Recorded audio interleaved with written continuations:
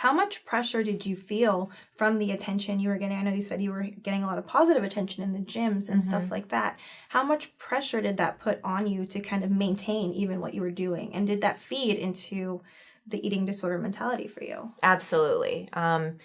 People would come up to me, and I, of course, was very, very below healthier normal standards for people. And I would get compliments of, oh my gosh, you look so great. I wish I was as fit as you. I wish my muscles were as strong as yours. I wish I could work out as much as you do. And the logical side of my brain, my true voice, would always be yelling back at my eating disorder saying, this isn't really what you should be doing. You shouldn't be doing this. And sometimes they get stronger. But as soon as I would hear that reinforcement from someone else, it'd be like my eating disorder saying, see, you're fine. You're doing what's good for you. Everyone loves you for how hard you're working. You can't stop now, because if you did, could you imagine what they would think of you? Yeah. And that's hard, And I think when people, they live up to a certain amount, even athletes, they get to a certain point and they get all this praise, and they base their self-worth on this praise and from their outward appearance and from their performance. Yeah.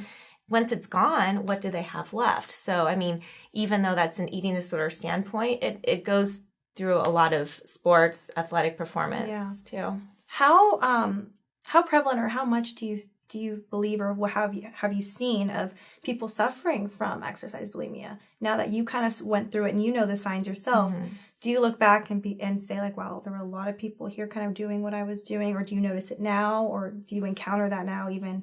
I know you go out to schools with 3 White Beautiful and you talk to students and stuff like that. Has anyone come up to you and kind of expressed that they've struggled with this, or they know someone who's struggling with this? Not so much exercise problems, especially I think in high schools and in junior high school. I notice it a lot when I go to the gym myself. I think a lot of people can agree once you're in recovery from an eating disorder, you kind of have that radar, when someone's struggling with something.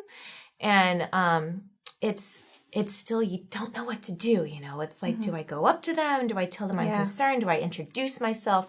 And it's always such a fine line. I still to this day, this past Sunday, I was in yoga and I saw a man who was completely emaciated. And I don't know if he had just, struggled with an illness or if he was truly suffering from an eating disorder, but I didn't know what to say still. I'm like, I don't know what to do to help him.